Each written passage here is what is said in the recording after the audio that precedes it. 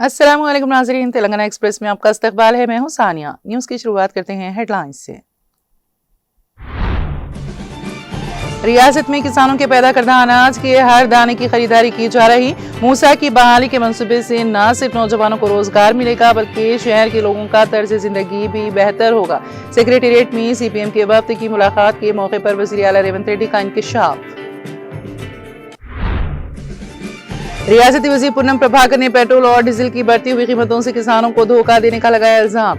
ईंधन की कीमतों में फौरी कमी का किया मुतालबा। कहा किसानों के नाम पर बीजेपी कर रही है सियासी ड्रामा।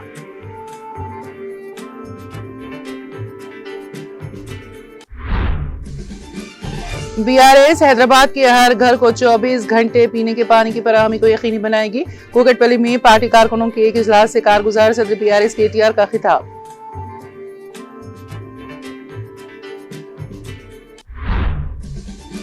BRS के deputy floor leader T Harish Rao का कांग्रेस हुकूमत को अल्टीमेटम। 2 दिन में धान की खरीदारी तेज ना हुई तो हजारों किसानों के साथ कलेक्टरेट का करेंगे घेराव।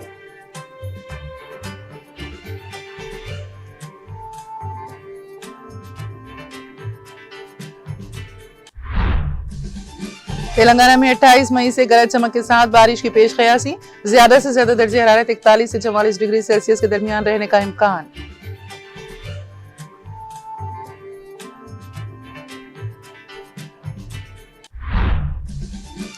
सुप्रीम कोर्ट में कॉकरोच जनता पार्टी की सरगर्मियों की तहकीकात के मुतालबे पर अर्जी दायर। सरगर्मियों की CBI जांच का मुतालबा करने वाली अर्जी पर फौरी समाअत से अदालत का इनकार।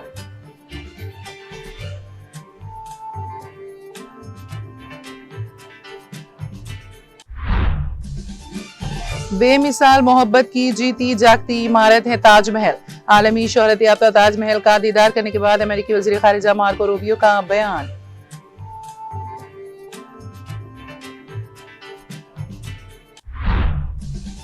और ईरान से मुज़ाकरात तामीरी हैं लेकिन मुआसरा हतमी मुआहदे तक बरकरार रहेगा। अमेरिकी सदर डोनाल्ड ट्रंप का ऐलान।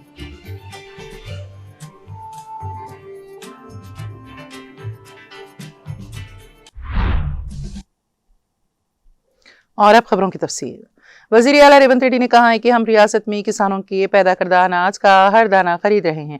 उन्होंने वजाहत की कि मरकज इमदादी कीमतों का ऐलान तो करता है लेकिन रियासत में फसल की खरीदारी नहीं कर रहा और कम अज कम 30% भी जमा नहीं कर रहा। वज़ीर आला रेवंत रेड्डी से डॉक्टर BR अम्बेडकर रियासती सेक्रेटेरिएट में CPM के रियासती सेक्रेटरी जॉन वेस्ली की क़यादत में वफ़द ने मुलाकात की।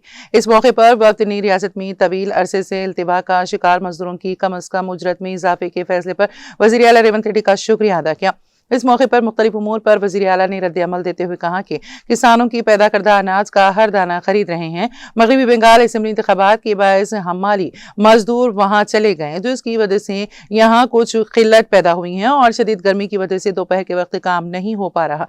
उन्होंने बताया है कि हम धान की खरीदारी का मुसलसल जायजा ले रहे हैं। बारीक धान को 500 रुपए बोनस देकर खरीदारी कर रहे हैं और मकई को इमदादी कीमत पर खरीद रहे हैं। मूसा नदी से बेघर होने वालों को किसी किस्म की परेशानी की जरूरत नहीं है। उन्हें मुकामी तौर पर रिहाइश फराहम की जाएगी। इस मामले में पार्टियों को सियासत करना मुनासिब नहीं है। उन्होंने कहा कि मूसा को तरक्की देकर के उसे एक शानदार सियासी मुकाम बनाएंगे। मूसा की आलूदगी नलगुंडा जिले के लोगों के लिए जिंदगी और मौत का मसला बन चुकी है। वहां दरपेश सूरत हाल बयान की। मूसा की बहाली के मंसूबे से नौजवानों को रोजगार मिलने के अलावा शहर के लोगों का तर्ज जिंदगी भी बेहतर होगा। वज़ीर आला ने बताया कि सरकारी तालीम को पाक साफ कर रहे हैं। इस मौके पर तालीम के शोबे में शुरू किए गए इक़दामात से उन्हें आगाह किया। मियारी तालीम फराहम करने के हदफ के साथ आगे बढ़ रही हैं। इसी सिलसिले में तलबा को मियारी नाश्ता और खाना फराहम कर रहे हैं। उन्होंने बताया कि तेलंगाना पब्लिक स्कूल्स कायम कर रहे हैं और CPM रहनुमाओं से दरख्वास्त की कि वो एक बार अरोटेला स्कूल का दौरा जरूर करें। इस मुलाकात में CPM कायद वो साबिक रुकन असेंबली जोका कांटी Rangareddy P Sudarshan Jyoti N Nageshwar Rao Mallu Lakshmi S सुराजियम M गोपाल राव के अलावा राज्यसभा रुकन वेम नरेंद्र रेड्डी ने शिरकत की।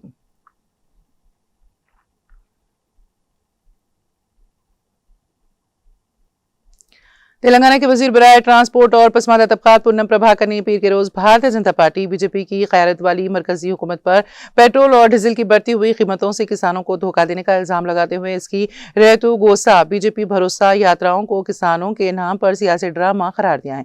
उन्होंने कहा कि अगर मरकज को सचमुच तेलंगाना के किसानों के मुफादात की फिक्र है तो इसे सबसे पहले पेट्रोल और डीजल की कीमतें कम करनी चाहिए। उनके मुताबिक ईंधन की बढ़ती हुई कीमतों ने काश्तकारी की लागत बढ़ा दी है, जिससे ट्रैक्टर, आपाची की मोटरों और ट्रांसपोर्ट से जुड़े अखराजात मुतासिर हुए हैं और किसानों पर माली बोझ बहुत ज्यादा पड़ गया है। पूनम प्रभाकर ने मरकज पर तेलंगाना के किसानों के उगाए हुए अनाज को पूरी तरह से खरीदने में नाकाम रहने और खरीदारी के अमल में पूरा ताउन न करने का इल्जाम लगाया। उन्होंने तेलंगाना हुकूमत की बार बार की दरख्वास्तों के बावजूद असना चावल और लेवी चावल की इजाजत देने में ताखिर का भी दावा किया। उन्होंने कहा है कि मरकज ने सिर्फ 53.73 लाख मैट्रिक टन अनाज खरीदने की मंजूरी दी है, जबकि तेलंगाना हुकूमत ने किसानों को नुकसान से बचाने के लिए 75 लाख मैट्रिक टन अनाज खरीदने का हदफ रखा था।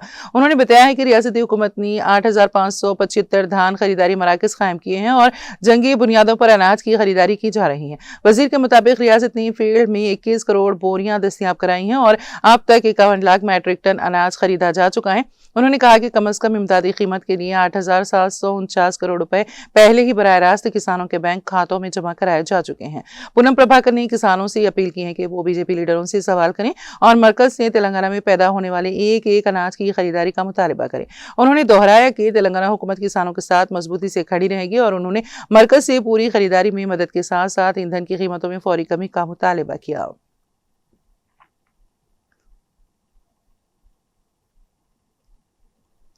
भारत राष्ट्र समिति बीआरएस के वर्किंग प्रेसिडेंट के.टी. रामाराव ने पीर के रोज ऐलान किया है कि बीआरएस इख्तिदार में वापस आने के बाद हैदराबाद के हर घर को बिला तातुल 24 घंटे पीने का साफ पानी फराहम करेगी।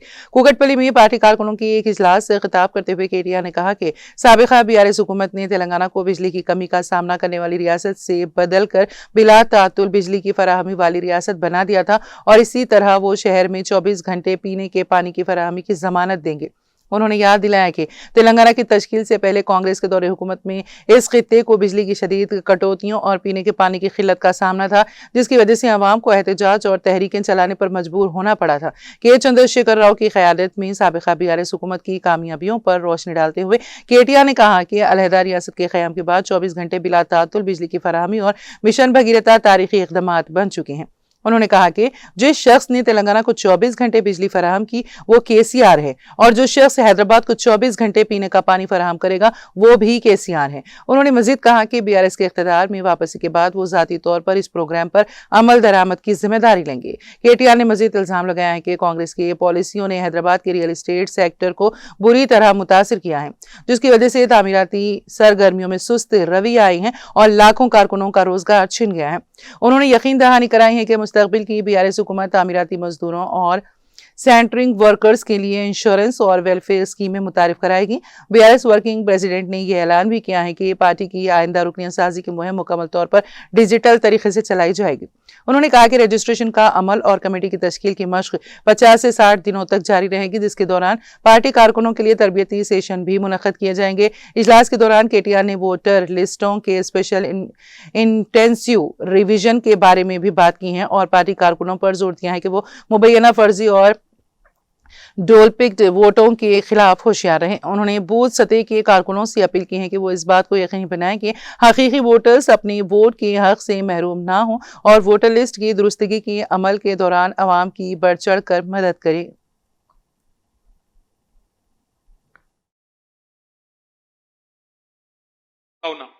మళ్ళీ తిరిగి వచ్చేది 2028లో ముమ్మాటికి గులాబీ జెండానే వస్తది, కేసీఆర్ గారు ముఖ్యమంత్రి అవుతారు. నేను మీకు వాగ్దానం చేస్తా ఉన్నా, మీ ఎమ్మెల్యే గారు ముందే చెప్తా ఉన్నా, 24 గంటల కరెంట్ ఎట్లా అయితే ఇచ్చామో హైదరాబాద్ మహానగరంలో 24 గంటలు మంచినీళ్ళు ఇచ్చే బాధ్యత కూడా నాది అని చెప్పి నేను మీకు విజ్ఞప్తి చేస్తా ఉన్నా. తప్పకుండా ఇది చేసి చూపెడతా అని చెప్పి కూడా మా ఆడబిడ్డలందరికీ నేను వాగ్దానం చేస్తా ఉన్నా. అనుకుంటే అసంభవం ఏమీ కాదు. 65 ఏళ్ళు కాంగ్రెస్ వాళ్ళు కరెంటు కూడా ఇవ్వలేకపోయినారు.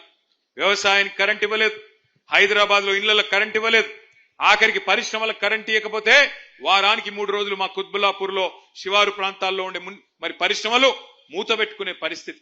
అందుకే నేను మీకు చెప్తా ఉన్నా, 24 గంటల కరెంట్ ఇచ్చింది కేసీఆరే. రేపు మళ్ళీ 24 గంటల నీళ్లు హైదరాబాద్ మహానగరంలో ఇవ్వబోయేది తిరిగి మళ్ళీ కేసీఆర్ అనే మాటను మీకు విజ్ఞప్తి చేస్తా ఉన్నా. తప్పకుండా ఇచ్చి మీ మనసు గెలుచుకుంటామని చెప్పి కూడా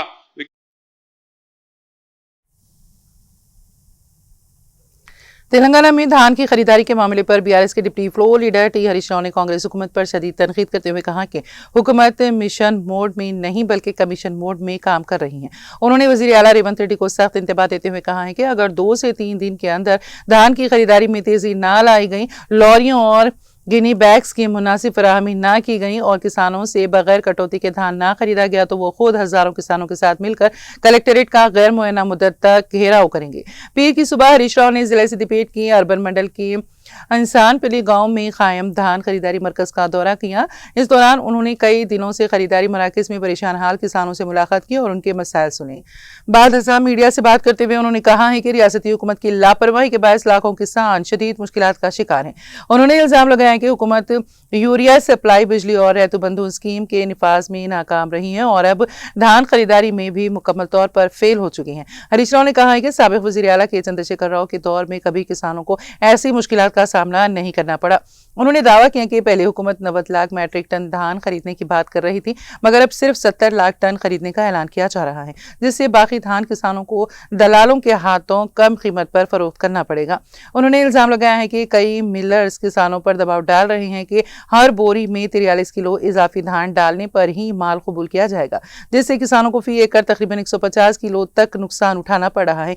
हरीश राव ने कहा है कि किसान मुसलसल एहतजाज कर रहे हैं, मगर हुकूमत का कोई वजीर खरीदारी मराकज का दौरा नहीं कर रहा। उन्होंने मजीद कहा कि हालिया बारिशों की वजह से खुले मैदानों में पड़ा धान खराब हो रहा है और कई किसान जहनी दबाव का शिकार हैं। उन्होंने हुकूमत पर इल्जाम लगाया है कि वज़ीर आला दिल्ली के बार बार दौरों में मसरूफ हैं, जबकि जमीनी सतह पर किसान शदीद परेशानी से गुजर रहे हैं।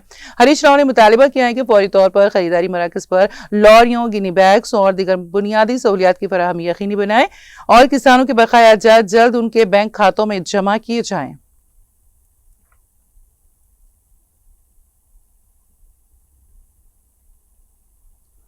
तेलंगाना भर में शदीद गर्मी की लहर का सिलसिला जारी है। महकमा मौसमियात हैदराबाद ने अपनी पेश कयासी में कहा है कि तेलंगाना में 28 मई जुमेरात से मानसून से कबल गरज चमक के साथ बारिश का आगाज होने का इम्कान है।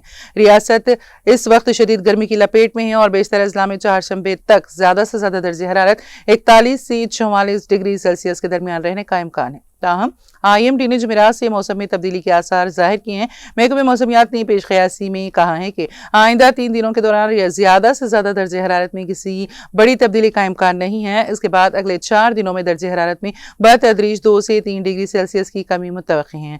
महकमे मौसमियात हैदराबाद ने वाज़ेह किया है कि बुध तक हीट वेव की सूरत हाल बरकरार रहने का इम्कान है। इसके असर से तमाम अजला में ज्यादा से ज्यादा दर्जे हरारत 41 से 44 डिग्री सेल्सियस के दरमियान रिकॉर्ड किया जाएगा। तेलंगाना के जिन अजला में दर्जे हरारत 44 डिग्री सेल्सियस से तजावुज कर सकता है, उनमें भद्राद्री, कुत्तागुड़म, हनमकुंडा, जनगांव, जयशंकर, भोपालपल्ली, करीमनगर, खम्मम, कोमरभीम, आसिफाबाद, महबूबाबाद, नलगुंडा, निजामाबाद, निर्मल और पेद्दापल्ली शामिल है।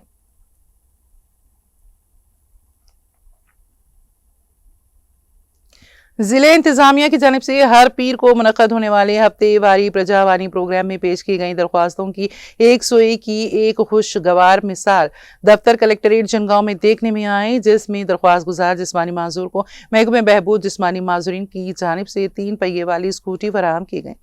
तफसीलात के बाद मौजूद जिला मुस्तकिल जनगांव के साईनगर का रहने वाला जिस्मानी माजूर नौजवान के राजा मल्लया ने इन्हीं हुकूमत की जानिब से 3 पहिए वाली गाड़ी फराहम करने की दरख्वास्त पर प्रजावानी में पेश की थी, जिसकी महकमे की जानिब से मुकम्मल तहकीकात के बाद मोटराइज्ड स्कूटी मंजूर की गई हैं और जिला collector Sandeep Kumar Jha, additional collector P Ben Shalom ने मुश्तरका तौर पर जिस्मानी माजूर नौजवान दरख्वास्त गुजार के राजा मल्लया को पेश करते हुए अपनी नेक ख्वाहिशात का इजहार किया, जिसके नतीजे में जिला इंतजामिया पर अवामी एतमाद में इजाफा हुआ और जिस्मानी माजूर नौजवान के राजा मल्लया की बुनियादी ज़रूरियत को पूरा करने से अवाम में खुशी और मसरत की लहर दौड़ गई और इस ज़िमन में उन्होंने हुकूमत और जिला कलेक्टर से इजहार तशक्कुर किया।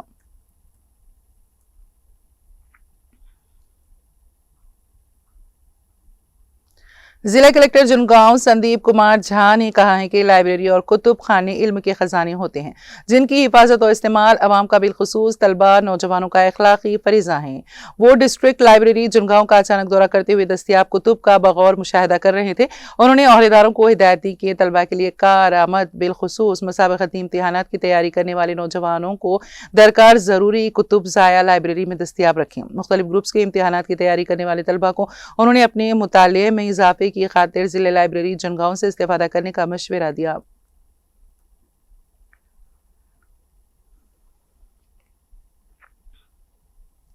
नए तालीमी साल 2026 और 27 के लिए जिले जुनगांव के तमाम सरकारी मदारिस में तलबा में तकसीम के लिए जरूरी कुतुब कापियां जिले मुस्तकिल जुनगांव में दस्तियाब रखी गई हैं। जिला कलेक्टर जुनगांव संदीप कुमार झा ने जारी अपने एक सहाफती बयान में बताया है कि नए तालीमी साल के लिए 1,93,140 दरसी कुतुब तैयार रखी गई हैं। तालीमी साल के आगाज से पहले दिन उन्होंने तलबा और तालिबात में तकसीम करने की मुतालिका अहदेदारों को हिदायत दी। जिला कलेक्टर ने तालीमी अहदेदारों और असातिज़ा पर जोर दिया है कि वो सरकारी मदारिस में दाखिलों में इजाफे के लिए हर मुमकिन कोशिश करें, तलबा और औलियाए तलबा को तरगीब दें। उन्होंने कहा कि तमाम सरकारी मदारिस में तरबियत याफ्ता माहिर असातिज़ा के जरिए तालीम दी जाती हैं जो बच्चों के रोशन मुस्तकबिल की ज़ामिन होती हैं।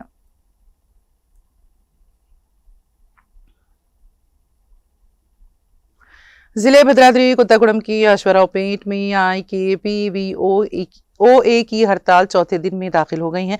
वो मुतालिबा कर रहे हैं कि रियासत भर की IKPVOA को कम अज कम उजरत 26,000 रुपए दी जाएं।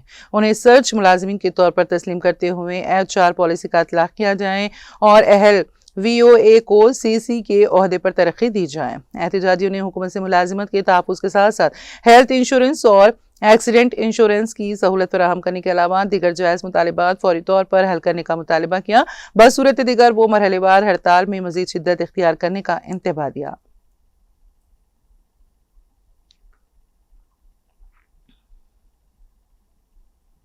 शहर हैदराबाद के इलाके मासब टैंक शांतिनगर में बेदर्दी के साथ कत्ल किए गए एडवोकेट ख्वाजा मोइजुद्दीन कत्ल केस में पुलिस ने अहम शवाहिद हासिल कर लिए हैं। इब्तिदाई तहकीकात में इंकशाफ हुआ है कि इस कत्ल में 6 अफराद मुलविस थे। पुलिस ने कत्ल के इस्तेमाल की गई गाड़ी को स्कॉर्पियो के तौर पर शिनाख्त करते हुए उसके मालिक से पूछताछ की। ताहम गाड़ी के मालिक ने पुलिस को बताया कि उसने ये गाड़ी 6 माह कबल ही किसी और अफराद को फरोख्त कर दी थी, लेकिन गाड़ी खरीदने वाले शख्स के बारे में उसे कोई मालूमात नहीं है। इसके बाद पुलिस ये जानने की कोशिश कर रही है कि यह गाड़ी किसने खरीदी थी। वाज़ेह है कि गुज़िश्ता हफ्ते के दिन मारूफ वकील ख्वाजा मोइजुद्दीन को नामालूम अफराद ने कार से टक्कर देकर कत्ल कर दिया था।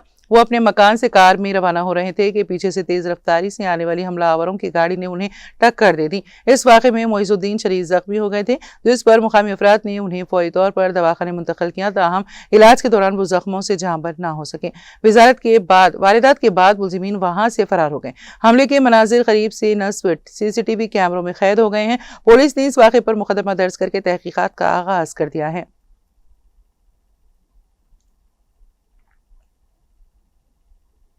हैदराबाद आउटर रिंग रोड पर शामीर पेट के करीब एक खौफनाक सड़क हादसा पेश आया। सड़क किनारे खड़ी एक कंटेनर लॉरी को पीछे से आने वाली DCM गाड़ी ने जोरदार टक्कर मार दी। इस हादसे में DCM में सवार एक शख्स मौके पर ही हलाक हो गया, जबकि एक और शख्स शदीद जख्मी हो गया। इत्तला मिलते ही शामीर पेट पुलिस मौके पर पहुंच गई। DCM में फंसे जख्मी शख्स को मुकामी लोगों की मदद से बाहर निकाल कर इलाज के लिए अस्पताल मुंतकिल किया गया।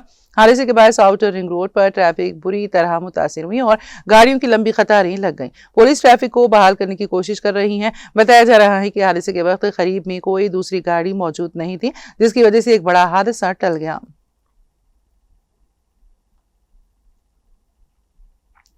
हैदराबाद के बाग अंबरपेट डिवीजन की सेंट्रल एक्सरसाइज कॉरिडोर में वाक़ JHMC पार्क में एक नेपाली खातून ने फांसी लगाकर खुदकुशी कर ली। पुलिस के मुताबिक नेपाल से ताल्लुक रखने वाले शेर बहादुर सावंत और कला सावंत मियाँ बीवी सेंट्रल एक्सरसाइज कॉलोनी के एक अपार्टमेंट में वॉचमैन के तौर पर काम करते थे। बताया जा रहा है कि दोनों के दरमियान रात के वक्त झगड़ा हुआ था, जिसके बाद खातून कला सावंत दिल बर्दाश्ता हो गई। शुबह जाहिर किया जा रहा है कि अलल सुबह कला सावंत ने पार्क में एक दरख्त से फांसी लगाकर खुदकुशी कर ली। अंबरपेट पुलिस ने इस वाक़े पर मुश्तबा मौत का मुकदमा दर्ज करके तहकीकात शुरू कर दी हैं।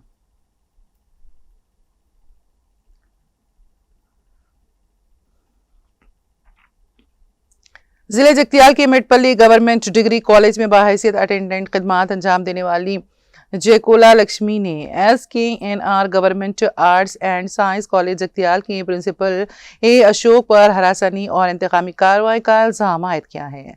जी लक्ष्मी ने अपने तहरीरी बयान में कहा है कि वो गुज़िश्ता 23 बरसों तक SKNR government arts and science college Jagtial में अटेंडेंट के तौर पर खिदमत अंजाम देती रहीं। साल 2024 में उन्हें मुअत्तल कर दिया गया था, जिसके खिलाफ उन्होंने तेलंगाना हाई कोर्ट से रुजू किया। अदालत ने उनके हक में फैसला सुनाते हुए राहत फराहम की, जिसके बाद वो इस वक्त मेटपल्ली गवर्नमेंट डिग्री कॉलेज में खिदमत अंजाम दे रही हैं। उन्होंने बताया कि गुज़िश्ता 5 बरसों से उनके सर्विस बुक में इंक्रीमेंट दर्ज नहीं हो सका, क्योंकि SKNR कॉलेज के प्रिंसिपल एरेगला अशोक दस्तखत करने से मुसलसल इनकार कर रहे हैं। मेटपल्ली गवर्नमेंट डिग्री कॉलेज के प्रिंसिपल की जानिब से 4 मरतबा सर्विस बुक रवाना किए जाने के बावजूद दस्तखत नहीं किए गए। खातून मुलाजिमा ने इल्जाम लगाया है कि जाती रंजिश की बुनियाद पर उन्हें हरासा किया जा रहा है और आला अहदेदारों की हिदायत को भी नजरअंदाज किया जा रहा है, जिसके बायस वो शदीद माली मुश्किलात से दो चार है। उन्होंने मुतालिका हुकाम से अपील की है कि उनके सर्विस बुक पर फौरी दस्तखत करवाते हुए 5 साल इंक्रीमेंट जारी किया जाए और जिम्मेदार अहदेदार के खिलाफ मुनासिब कार्रवाई की जाए।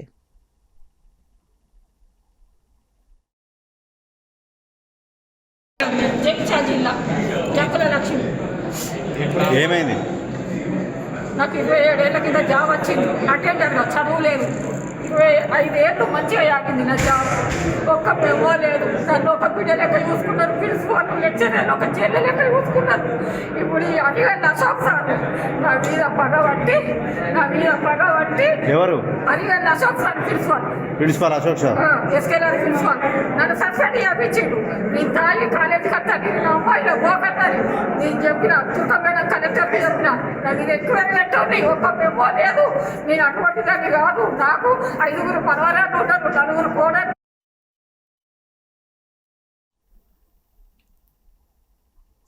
खानदानी तनाज़ा जानलेवा साबित हुआ जब एक शख्स ने इतवार की शब हैदराबाद के शहर के रेन बाजार में वाक़ अपनी रिहाइश गाह पर झगड़े के दौरान मुबैना तौर पर अपने बड़े भाई को चाकू घोंप कर कत्ल कर दिया।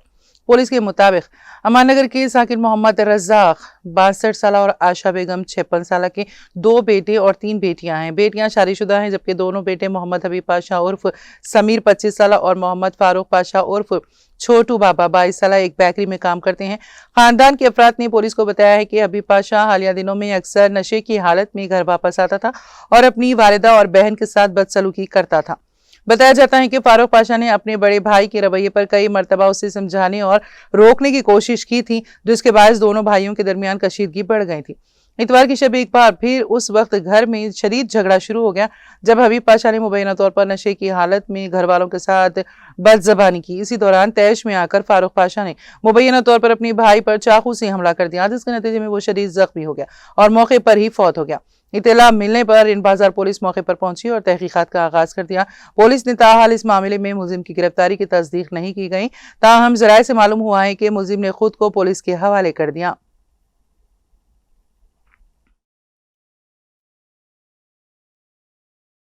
करीब 7:50 शाम के टाइम में हमारा मैसेज आया है कि आयशा मस्जिद के पास एक घर में मर्डर हुआ बोलते। इमीडिएटली वो इन्फॉर्मेशन लेके हम लोग हमारा इंस्पेक्टर साहब और देखो हमारा एसएस पूरा स्टाफ मिलके इधर आके देखे थे। एक्चुअली वो मोहम्मद समीर बोल के उनका डेड बॉडी क्लियर दिख रहे, उन्होंने मर गए बोल के।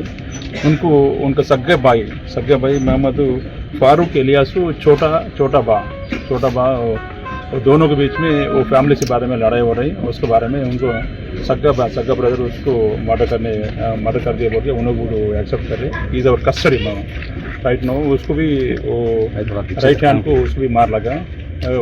वजह क्या है बोले तो अब वो दोनों भी शादी नहीं हुआ, ये दोनों भी वो मना अक्यूज्ड प्लस मना विक्टिम।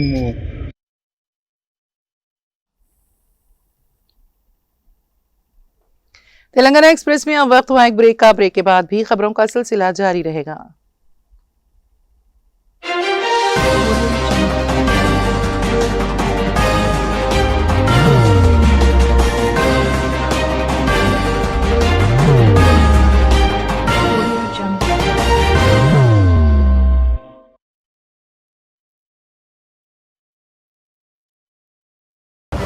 जिंदगी में कितना भी हो मुश्किलों का अंधेरा, रासिक स्टोन से चमकेगा किस्मत का सितारा।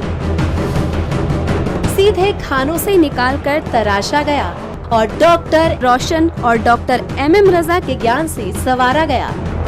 इल्मी जवाहरात एक बेशकीमती इल्म है। ये जिंदगी के हर मोड़ पर हमें आगाही देता है।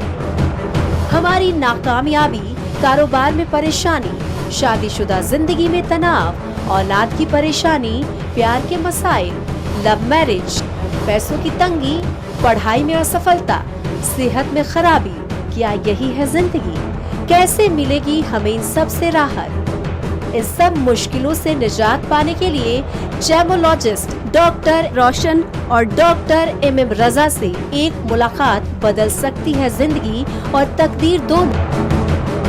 बेंगलोर, हैदराबाद, विशाखापट्टनम, विजयवाड़ा, दुबई, दिल्ली, मुंबई।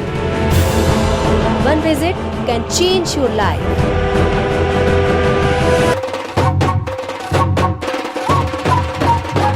जगमग दिल के तारों पे रिश्तों की होगी धुन, सोनिए तू, उखड़िए तू, सबको सुनाने अपने दिल की ट्यून, डार्लिंग दुल्हनिया तुझे, अब रुक मत, ये मोमेंट तेरा है। डार्लिंग दुल्हनिया तुझे। Be the showstopper, be the showrunner. Show how it's done. Come celebrate the brides of India with Malabar Gold and Diamonds.